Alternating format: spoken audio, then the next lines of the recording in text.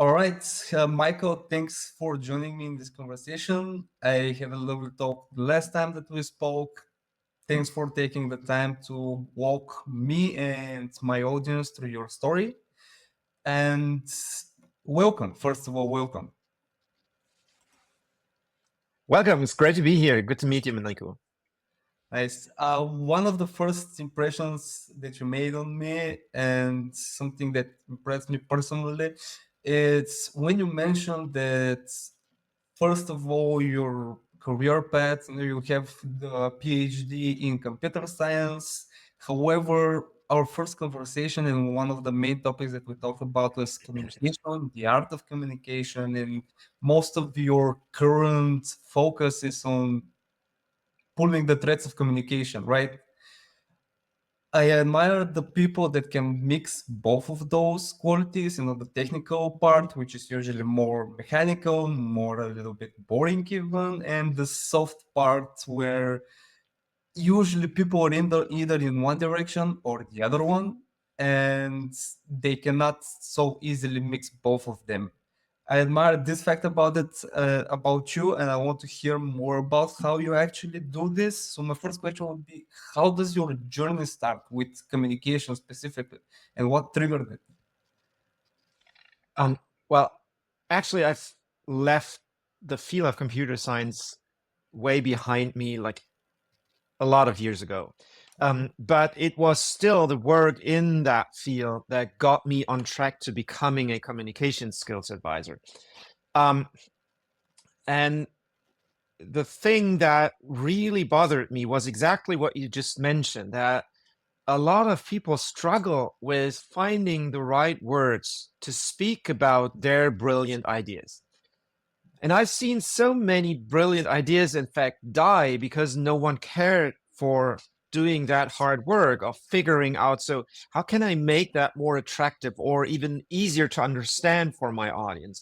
A lot of the presentations I've seen, like at conferences or at meetings with our industry partners, um, they have often taken the stance that it's almost the audience's responsibility to figure out what it all means, right? That, well, here's the idea, we just put it into that PowerPoint template, and now it's up to you to figure it out. Because I mean, we've already done the work. Actually, what's even worse, in some circles, often academic circles, but also in some engineering circles, um, some people actually kind of wear it as a badge of honor to be able to speak in that tech jargon that the general public doesn't even understand. And even your colleagues from neighboring fields have a hard time making a sense of. So that stance of trying to appear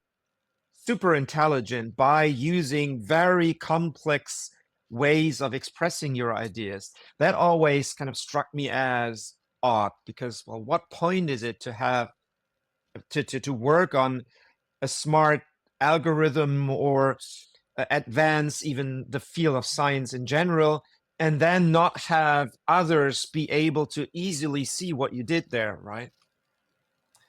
Fair enough. And actually, I have to confess that I'm sometimes guilty of this as well. Like, I try to present my idea in the best way possible. The person in front of me says, "Oh yeah, okay, I understand." And on the next day, or when the task, for example, is due, it's nothing like we've discussed.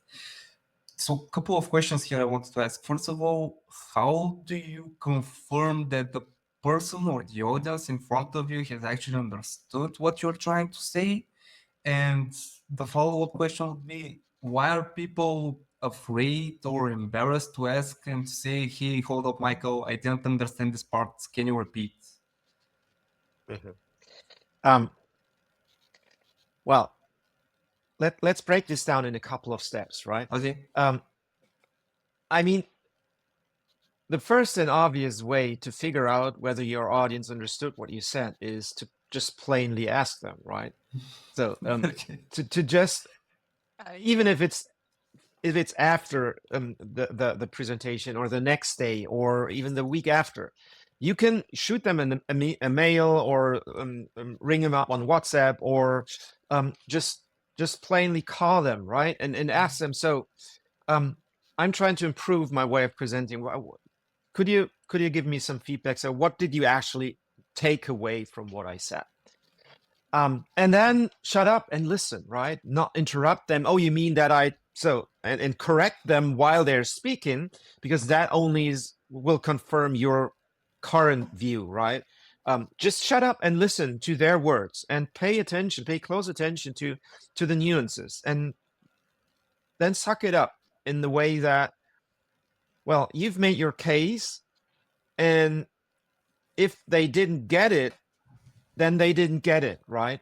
There's really no point in arguing that you've mentioned it on slide 13, bullet point 3, or that you meant it slightly differently. They didn't get that. And there's no use in arguing that they should have understood it. They didn't. The better approach is to the better approach is to just take ownership of that and take this as a learning opportunity, and try to do it better the next time, right? So that's probably the first and most obvious step. And I think the second thing that you could do is to try and flip your perspective on communication in general, around, especially on presentations, because a lot of people approach presentations as kind of like a lecture, right? That I'm the one who's got something to say. I'm now going to say it to you, right? Rather than having a conversation with you. And if you try to remember one or two of the presentations that you really, really enjoyed, that felt like, well, this is an enlightening moment for me. This person is so brilliant.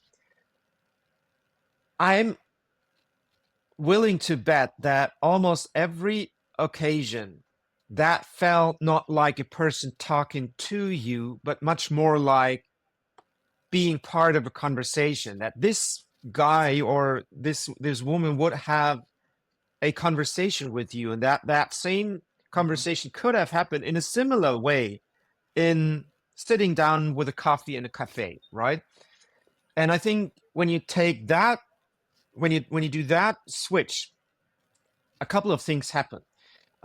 You're not so attached to the words that you use, but you're actually much more open to the people sitting in front of you, paying attention to their faces, and actually adopting their blank stare of, well, I don't get this at all, as your best friend, not as something to be ashamed of, but as a learning opportunity again, because that informs you that what you just said wasn't the best way to explain it, and that you should try differently. And maybe, again, even ask a question. So is that clear? So what did you understand? Is there anything that we should dig deeper on or try differently? Great point that you're making about those presentations. Specifically in the case of presentations, it reminded me of a workshop we recently did in the agency that I'm currently working.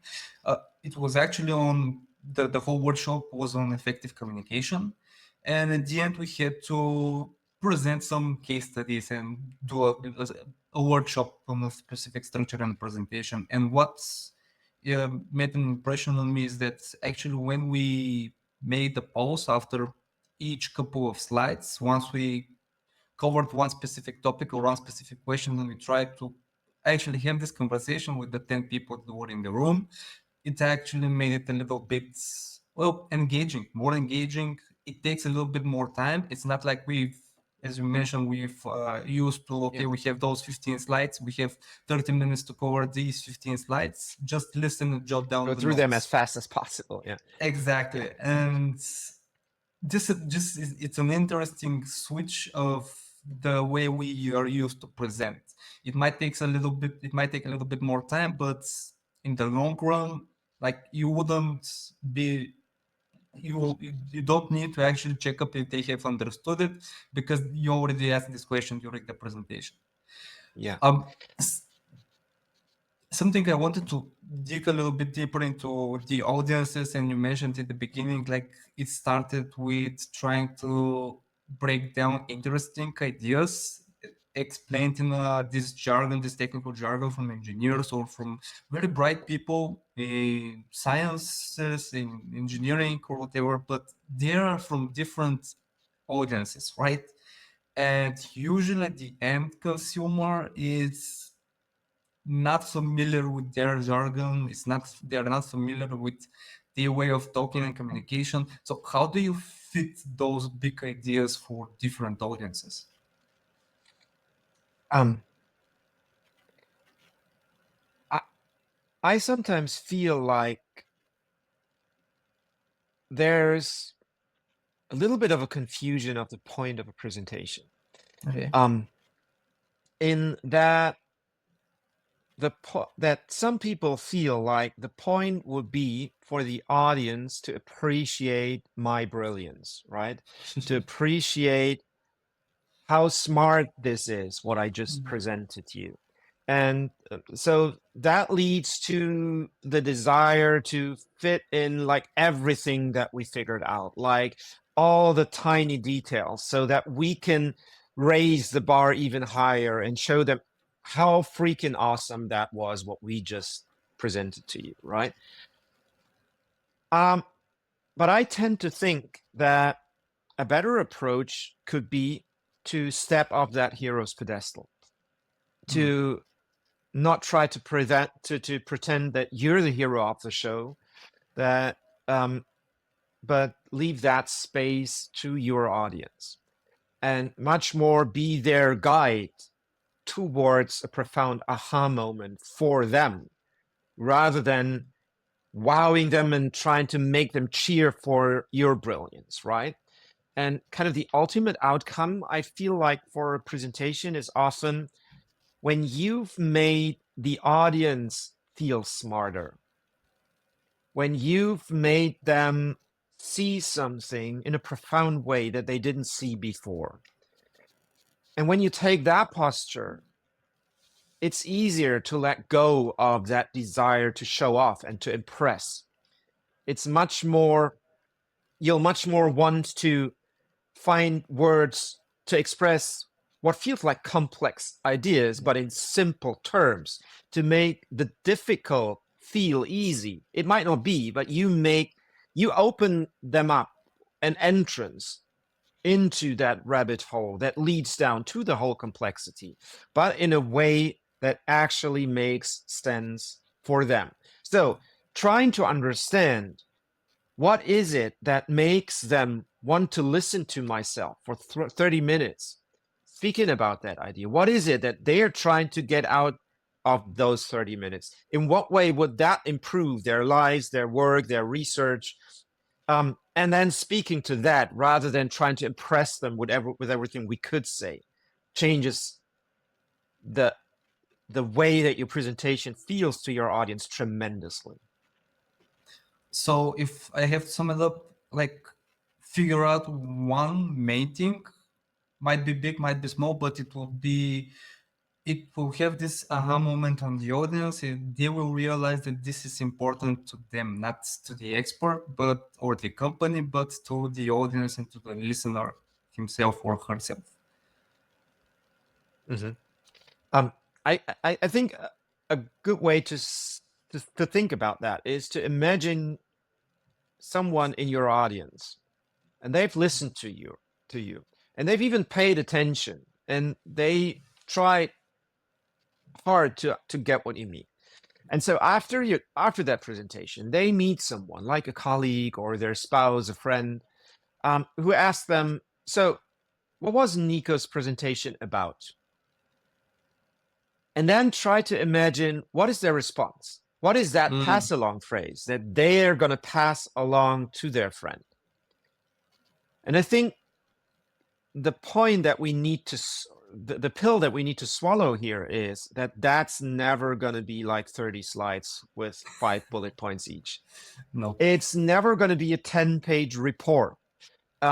It's going to be a short and sweet statement made in plain and simple language, using words that they are familiar with, rather than the complex techie jargon that we like to brag about during the presentation. And Yes. so thinking about that pass along phrase and taking that as our compass, as our navigation system, that helps us figure out, so this is where we need to lead them. And it's not going to be like 10 statements. It's one simple statement, maybe two when we're lucky. But it's better to think about it as one thing. So what is the one thing that they should pass along? And compare that to where they are when we start speaking. Means we can build a path between those 2 points and really structure our presentation in a way that it inevitably leads there. Having spoken about 30 slides, but in a way that actually makes sense and leads to some meaningful place.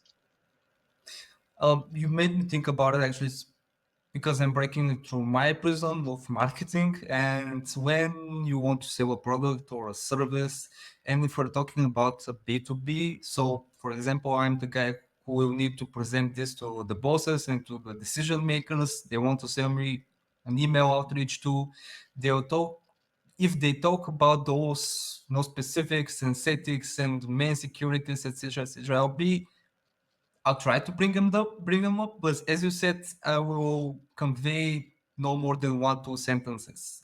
If Yeah. it got my curiosity, if I'm intrigued by their product, yeah, I might go to one full paragraph of explaining what this tool does, but it usually comes down to a couple of words. You're either fascinated by the tool if they manage to sell it in the right language, and I have to transfer those words to the bosses and to the decision makers, or they talk about a lot of stuff in 30 pages, and at the end I'm like, yeah, this is a tool like any other tool, nothing specifically stood out to me, so we might as well skip it. Great, Mhm. like great analogy of the communication and just breaking it through my own view, but still I wanted to follow up on the journey of how actually you got more into communication. And again, based on your background, based on your what your interest and what your preferences is in the beginning, when you started diving deeper into the communication and finding more and more about this problem, did you have anybody around you to help you out, or like was there a guide that helped you with the journey? Um, there were certainly a couple. I mean, and it certainly started way before I actually made that switch. People who like planted seeds into my mind that I couldn't probably fully realize until I looked at them in hindsight and how they helped me make that switch. For example, my physics teacher, who made me appreciate the the care and love for words and how taking care for really writing your thoughts down with precision and also beauty can help not only your own thinking, but also the way that others understand what you have to say. Or like my guitar teacher, who hammered on me the mantra that in order to play fast, you've got to practice slowly. There's no point Mm, in wanting to play that Steve Vai lick at full speed right from the beginning because you're just not there yet. It's a complicated thing. It's very difficult to play, and if you play too fast, you're going to play with inaccuracies, and those inaccuracies will turn into muscle memory. And once they are into muscle memory, they feel like habits, and getting rid of habits, I mean, everyone knows how difficult that is, right? It will mean that down the road you'll feel like you've been been traveling full speed, but actually you've been traveling with a yeah. car that's kind of broken, and at some point it will just break down and you'll realize, well, that wasn't really cool what I played all the time. And rather than taking the time up front to prepare well, to get up to speed in a way that makes sense, so that once you go full speed, you're really prepared to, and will easily pass all the ones who started fast at the beginning. That is a very different thing, and that makes it feel like effortless, right? That you're that eloquent person who just seems to magically find those words, when the truth is that you've just taken the time beforehand to prepare well. um yeah, so that might be two, but there's certainly a bunch of others, like when I found that Presentation Zen blog by Gar Reynolds like 20 years ago, I think, that really had a profound impact on me, and showed me that, well, there are different ways of presenting, that no, it doesn't have to be the boring way that everyone Yeah. tells you that's how audiences expect it. No, that's not how it works. There is actually a better way. I love two things that you brought up, and actually they are key for effective communication, using metaphors that will relate to your audience. In this case, you nailed both of them. You mentioned the muscle memory. I also agree to this point that 99% of the stuff in the world, you can learn them. It might be, some people have talent in sports, talent in music, but everybody can be an athlete and a musician. Not to the top of the world level, of course, but if you are eager about it, if you are passionate about it, and if you do those daily practices in the long run, as you mentioned, with the car as well, you will surpass all of those who are doing it in the wrong way. So about the fitness and about the muscle memory as well, it's pretty much similar in the beginning. If you start with the wrong exercises, with the wrong posture, down the road, your back will start hurting, your thighs will, or your arms, whatever. Well, the same case with the car. So both of those comparisons were spot on. And talking about those early moments, those initial, the starting point. Usually, the starting point is the most difficult one, because if it's a new field, everything is new to you, especially if it's something that is not in your nature, as we speak. Were there any difficult moments for you, some specific obstacles that you can remember about?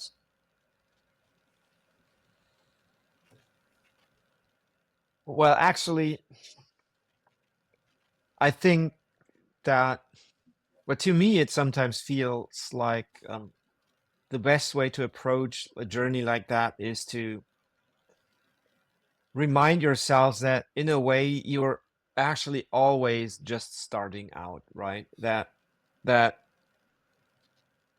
no matter how far you've traveled, there's always so much else to learn. Bringing it back to music, Mhm. so I was actually, as a teenager, I was actually on a path to become a professional guitarist, Nice. but decided against that when I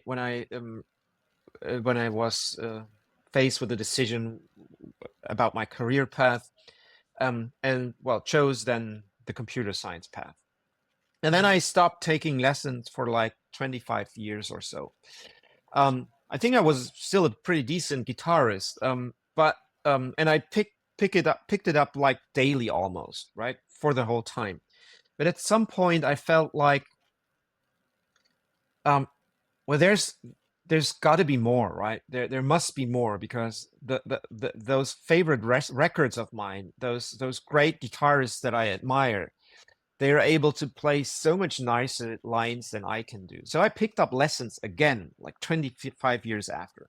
And although I've started from a place where it feels like, where almost all of my friends would agree, I think, that, well, this is a great guitarist already.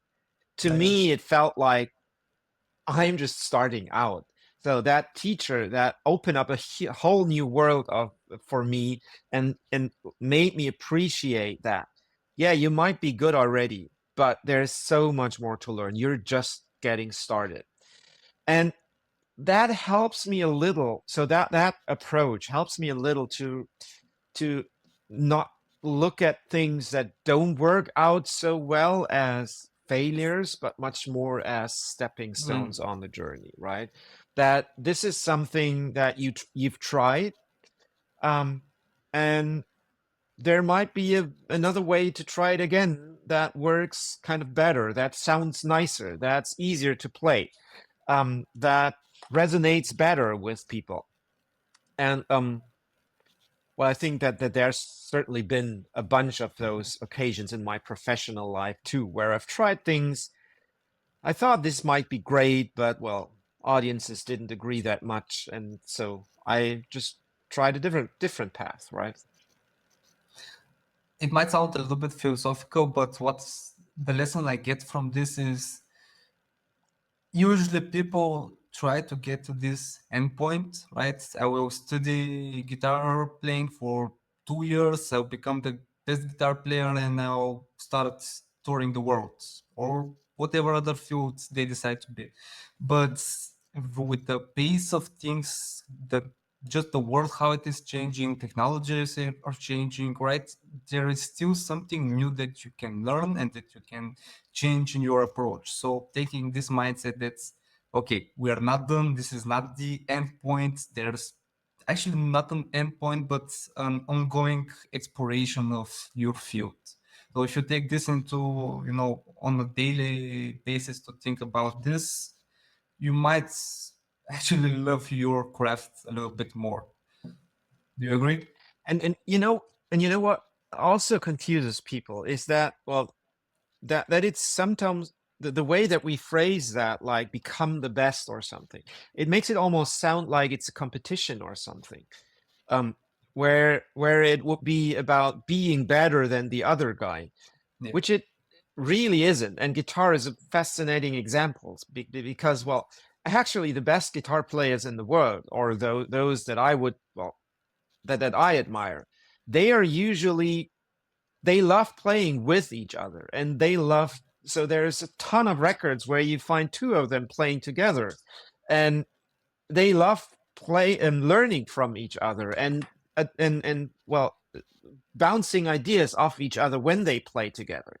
And even more, even the I think in my experience, the best players don't even shy away from admiring what that rookie just played, who had that idea, because they aren't so elaborate in their playing, but they had that idea that a pro doesn't even think of anymore because, well, it's so basic. And so they have no issue in giving credit for that and even adopting that in their own playing. So just taking every thing that you see in the world and that you look at and that hits your attention as an opportunity to learn something from, no matter whether it's from your field or from a different, from a pro or from an amateur, from someone who's way down their path, or just starting out. That's something that I see as a very differentiating factor for those that are really successful in their craft. Now, it's funny because I agree with you, and not only in the musical worlds, you can take inspiration and collaborate with, the other peers, no matter the level, but in studies as well, you can collaborate with with somebody who is as experienced or as knowledgeable as you and find even a Yeah. better solution, a better cure for whatever the case is. Even in the business world, even in sports world, you see somebody who is giving their best and you get inspired because they are doing this with a certain passion.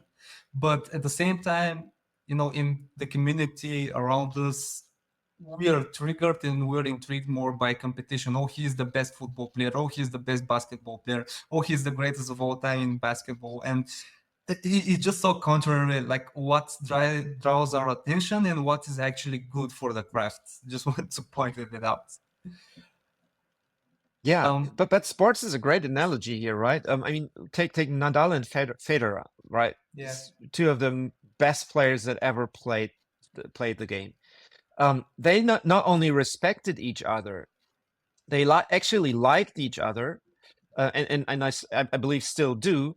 And the fact that that they lived at the same time and were able to play the game at the same time allowed them to become even better players, improving themselves through the existence of the other, and taking that as an opportunity to grow rather than to feel miserable because Nadal has won the French Open for the 12th time now, right? I agree, definitely. And something actually that I wanted to move to, because one of the main keywords we use in this show, the hero's journey paths, and something that actually stood out to me in your upcoming book is the keyword paths, right? PATH. So I wanted to ask for communication specifically. How does writing books and actually doing your podcast as well, how does this improve your communication and knowledge about communication as a whole? Um, well, to me, writing is almost like a thinking tool, right? That Okay. in the sense that when I write a thought down that was just circling in my mind all the time before writing it down, it's a commitment. It forces me to commit to, so what is it that I actually want to say here? And it helps me to invoke the full spectrum of, first of all, my own feelings about it. So now that I read it written down, is that actually what I want to say? Does that feel right? Does it resonate with myself? Is it actually well argued? Um, is there a shorter way of saying that? Is there a more exciting way of saying that? That's the one side, but the other side is that I can bounce it off people. That I can ask people, so what do you make of that? Is that clear? Does that compel you? Um, does that lead you to other ideas? And so that helps me to refine ideas. And I mean, I've been writing my blog for now, I think 16 or 17 years. It's more than 1,000 English posts, and I think close to that, and in German before that. So that helped me to refine ideas, right? I try to make each of those posts about one specific ideas.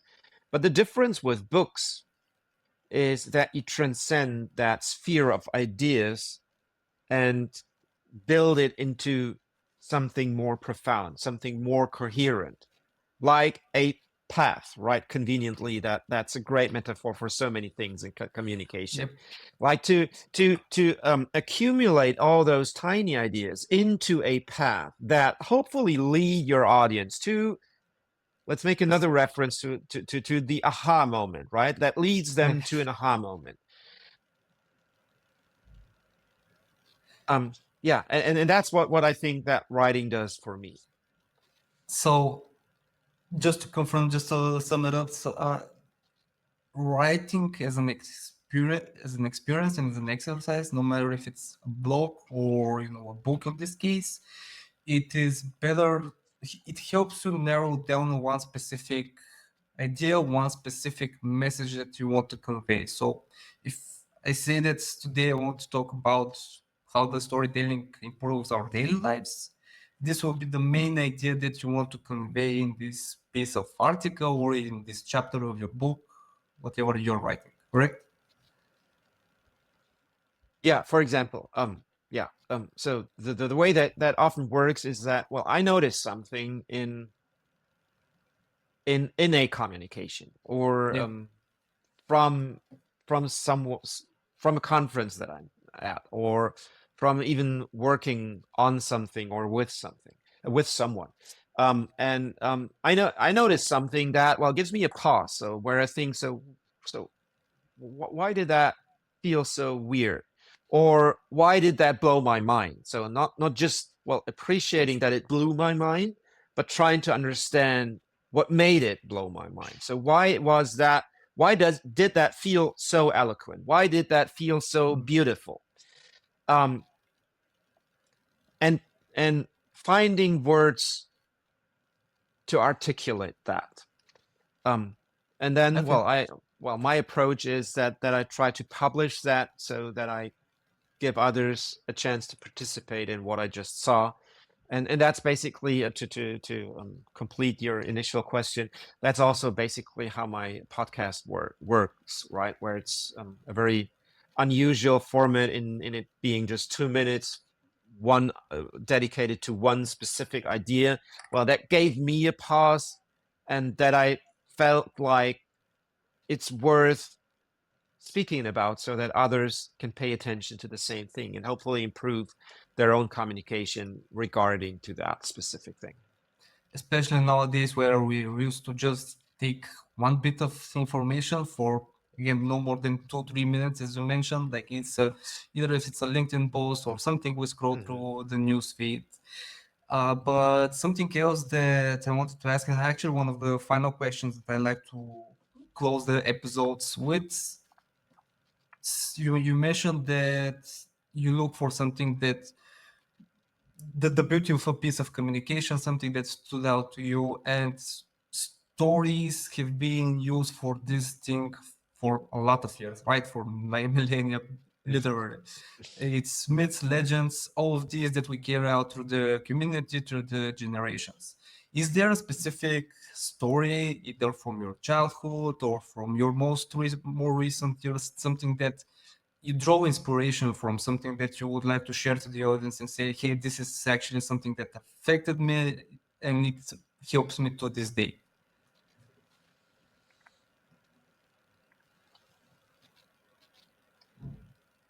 Well, there are certainly many situations that helped me,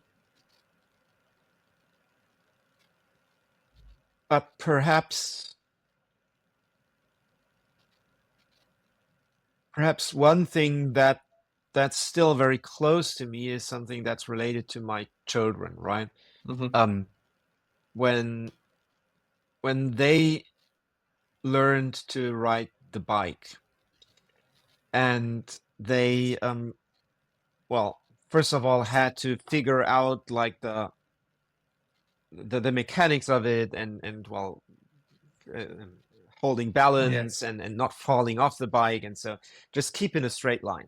But once that was figured out, the day had to come where they take their newly learned skill into the wide world of the streets that are out there. And actually, where we live, there's actually like you get a certificate in school for learning to ride the bike, where you have to like learn all the traffic rules, Okay. Yes. like to get when to give way, when to stop, when to all that kind of stuff. Okay. Um, and so that can be very overwhelming when you're like 6 or 7 years old, right? There's so much going on in a busy town like where we live. And there's so many rules to adhere to, so many different signs and different things that you should and must pay attention to. And that and we figured that that felt quite overwhelming for our children. Mm. Um, but then we try to, well, take a step back and have them reflect on, so what do you think all those rules are for? What is the point of all those rules? And it didn't take them long to arrive at a very simple kind of realization that basically the point of those rules is to, well, not get killed, right? To survive the streets, to not land in a hospital, to really get through that healthy. And so that's the reason why you show your hand when you're changing direction. That's the reason why you're looking back before you actually change direction. That's the reason why you stop at a crossing to give way for the car that's coming from the right, and so on and so forth. And so suddenly all those rules made sense to them in a much more, well, easier to grasp way, because, well, all of this leads to that profound basic principles. And then when you append basically a second rule is to, well, try to be kind at all times, then that's basically everything that you need to know about how traffic works, right? And the rest is basically details. And I think that's helped me see that pattern in a lot of different places as well. So basically, every time when you're faced with a complex set of rules or a complex system, trying to take that step back and asking yourself that question. Yes. Hold on, what are all these rules for? What is the Yep. system supposed to do? And then tying it back to that foundation um, helps you make sense of that complexity in a much easier way. I love this metaphor. I'm glad that you brought up another metaphor for this, but you are totally right. You riding a bicycle, learning how to do this specific workout, playing the guitar, you have certain technical stuff that you have to do, some steps that you have to follow. But once you realize, okay, what is actually the end goal, especially, well, not only for kids, but anybody who walks into something somewhere new. If you walk into a new Yeah. workplace, a new school, okay, what is the end goal here? Who do I have to confirm this end goal so I know why am I following these steps? Especially if you are the type of person who actually want to know what they are doing and not just blindly follow instructions. Mhm. Love Yeah. this acknowledgement. Michael, is there anything that I didn't ask you, something that you wanted to talk about, something that you didn't get the chance to mention? Um, yeah, something that I never get tired of mentioning is to encourage people to stop trying to be right and start getting it right instead. Mm, Because what use is it when we waste our times defending our own positions and fighting for why our initial take was right, maybe out of a status struggle that we have with the other person sitting on the across the table, when everything that matters is to get it right together, to figure something out that's meaningful for all of us, to figure out a path that we can jointly take in an aligned manner and get way farther than any one of us could reach alone. So that would be it. Stop trying to be right. Start getting it right. great. Remember what the end goal is and try to get there together. That's not just to be right about it. Hmm. Great. Thanks again for this time. Thanks for those lovely 40-ish, 50-ish minutes. It was a pleasure to have this conversation with you. And I'm sure the audience will love this talk as well. Thanks, Michael.